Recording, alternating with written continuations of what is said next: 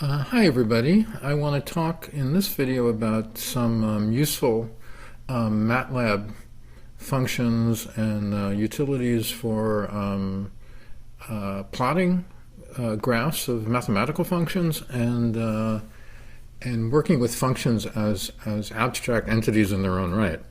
So the idea is that sometimes you want to use a function as an input into another function. That is, you'd like a function that actually takes another function as inputs. An abstract example of this would be like the derivative operator, right? A derivative is a kind of a function that takes functions as inputs and then outputs other functions, right? You can do this kind of thing in Matlab, but there's just one little convention that you have to observe. So as a really simple example, consider this function at2 of f. So this is supposed to be a function. The function is called at2, and it takes as input a function f, and the output of the function would be f evaluated at the point 2, right? So it would be, we just evaluate the function at the point 2. So this is kind of a silly example, but right, just supposed to be a simple example. So as a particular case, if I plugged in the sine function into the at2 function, I should get the value of sine 2, which happens to be 0.909. Okay, well, we can write this in MATLAB pretty easily, just a one-line function really. So we just say the output value is going to be f of 2, right? There's one slight problem. If you try to run this, like by inputting the sine function, you get an error. So if you try to run this at the command line in MATLAB at2 and plug in the sine function as input, it says error using sine, not enough inputs. The problem is that MATLAB wants to evaluate the sine function as soon as it sees it, but the sine function doesn't have any inputs of its own, so MATLAB doesn't know how to evaluate it, and therefore it declares an error. So the solution to this is we have to tell MATLAB that in this expression here, the sine function is just supposed to be the name of a function, and it's not ready to be evaluated. So in the language of MATLAB, we call what we want to do is we want to make sine a sine handle rather than a function. So we want to tell MATLAB to treat the sine as a function handle, but not as a function that's ready to be evaluated yet. So the way you do this is you prepend the at symbol to the function. And that tells MATLAB to treat the function as just a function handle, just the name of a function, but not something that's ready to be evaluated. And that works. So you can call the at2 function with the input of sine, but sine used as a function handle with the at symbol prepended, and then it gives the correct answer. It gives the output of the value of sine at the point 2. The function handle operator, the at symbol, is also extremely useful for another reason. You can use it to make what I'll refer to as on-the-fly functions in the command window. Normally, when you want to define a function, you have to create a new .m file, right, in the editor. And then you use that function syntax and everything.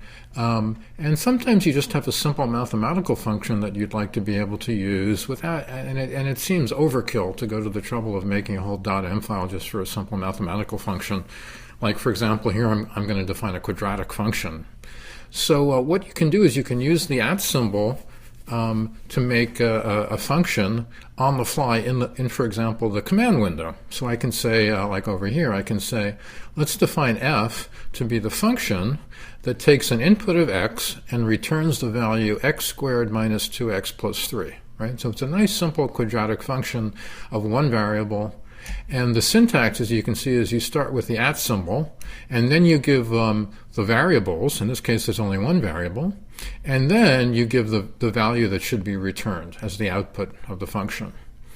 And this defines what is technically a function handle, right? So this is what MATLAB reports after I evaluated that line. And the nice thing about this is it is a function handle, right? Technically, f is a function handle, so I can, for example, I can input it into the at2 function or any other place where function handles are required. But conveniently, you can also call f itself just like a regular function. So I can just say f of 2, get the value when you plug 2 into the f function. Right? They work just as nicely as ordinary functions, but you can also use them as function handles if necessary. One important feature of Matlab, one of the reasons it became such a popular programming language for doing math, is that it's vectorized, that it's well adapted to doing operations on vectors. Or in other words, you could say it's well adapted to doing mathematical operations on whole lists or even arrays of numbers rather than just on individual numbers. So it handles large amounts of data easily at one time. Right? You can look at the whole array of data and operate it on as a whole. So for the moment, let me just focus on vectors. A vector, you can think of a vector as a one-dimensional array. You can think of it as a 1 by n matrix or an n by 1 matrix if it's a column vector. For the moment, I'll just think of it as a list of numbers, just a list of numbers, and you can create them easily using square brackets. So for example, I can define a vector v to be the list of the numbers 1, 2, 3 this way. Incidentally, you can also use commas between the entries. It doesn't matter, actually. So they both define the same thing. Now, built-in Matlab functions are vectorized, which means that if you plug in a vector, the function will be applied to each element in the vector in the list, and it'll create a new vector or a new list of numbers.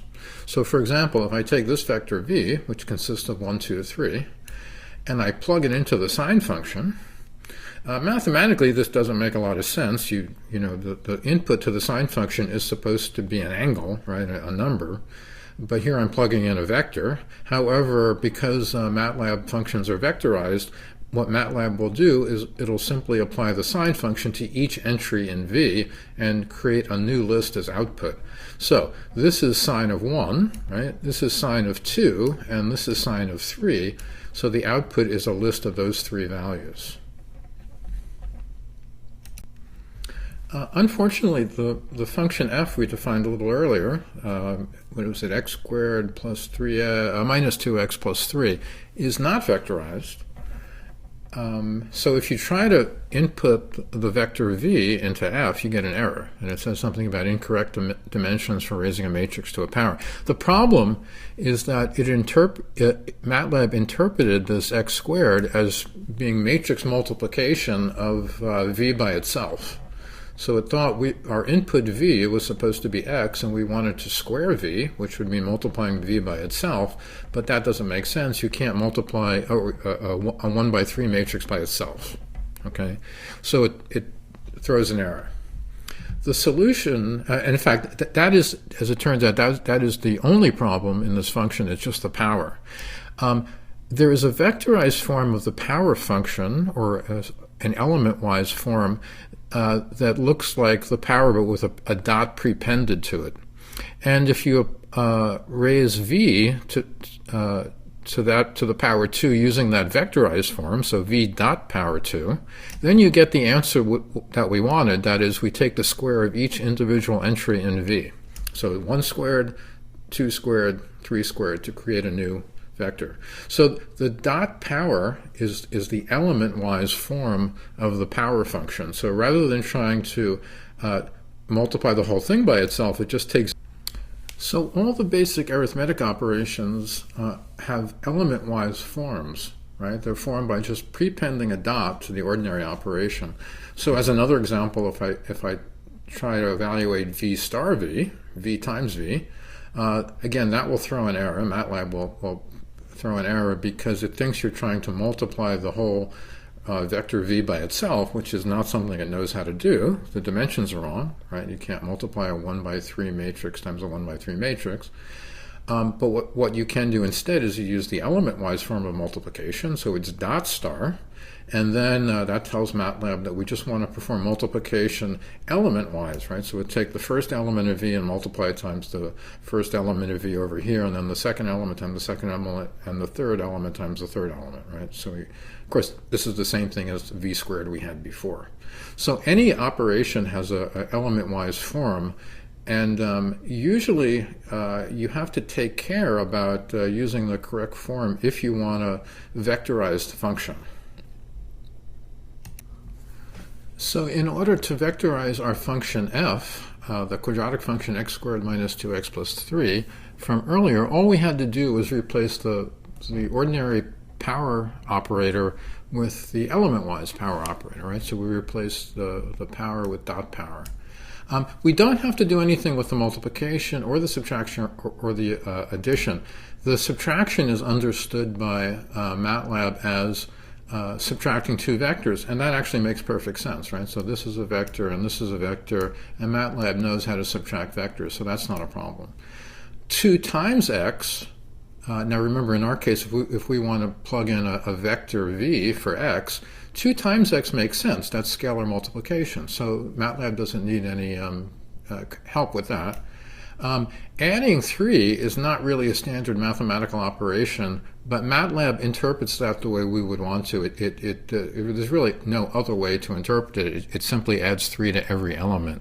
So you might think you need a dot plus there, but actually it isn't necessary. MATLAB will do the right thing anyway. So with that one change, changing the power to dot power, we get a vectorized function, and now we can evaluate f by plugging in the vector v. And we get f of 1, f of 2, f of 3.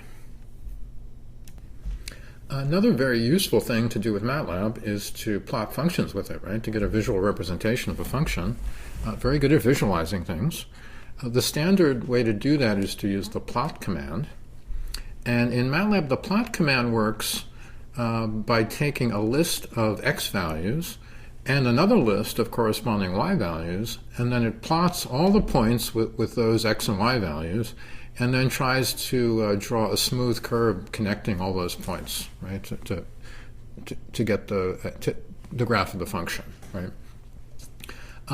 Well, a very convenient way to get a list of x values would be to, for the x values, you usually want just like a uniformly spaced list of numbers.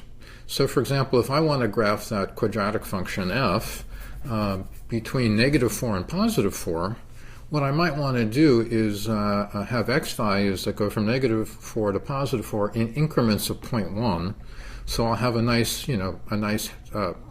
fairly thick grid. I'll have a pretty smooth representation of the curve that way, right? A very easy way to do this is to use the same syntax that's used in those for statements, like when you say for I equal 1:3, except that we also include a third number in the middle that represents the increment. So the syntax here is you give the starting value, you give the increment in the middle, and then you give the end value, right, the last value. And it'll produce a vector of those numbers in at that starting point, at that end point in the given increment. So for example, 1:2:9 will list the numbers from 1 through 9, but in increments of 2. So we get 1, 3, 5, 7, 9, right? And that's actually a vector in MATLAB.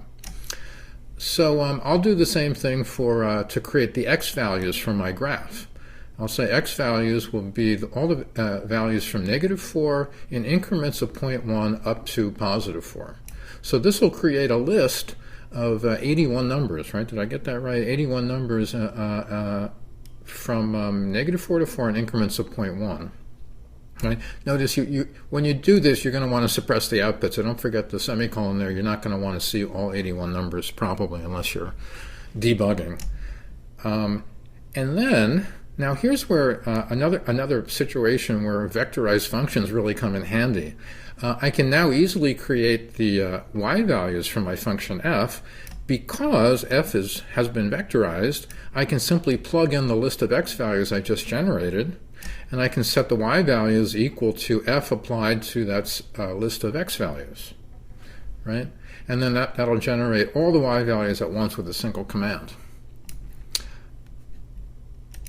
So now that I have all the x values and y values, I can use the plot command to generate the graph of this quadratic function. So the first input is the x values, the list of x values. The second input is the list of y values. When you execute that, the plot will open in a new window. At least that's what it does on my installation. It opens a graph in a new window, and you see we have a parabola that opens up. It's got a vertex at 1, so that looks right for the parabola that we defined. Also, it seems that and increments of 0.1 did a pretty good job. There's maybe a little roughness here. I don't know whether that's just from the screenshot or whether it's because I should have done a finer resolution, graduation of the increments. But anyway, if the graph looks too rough, you can go back and change the x values or decreasing the increment, right, between successive points on the x-axis.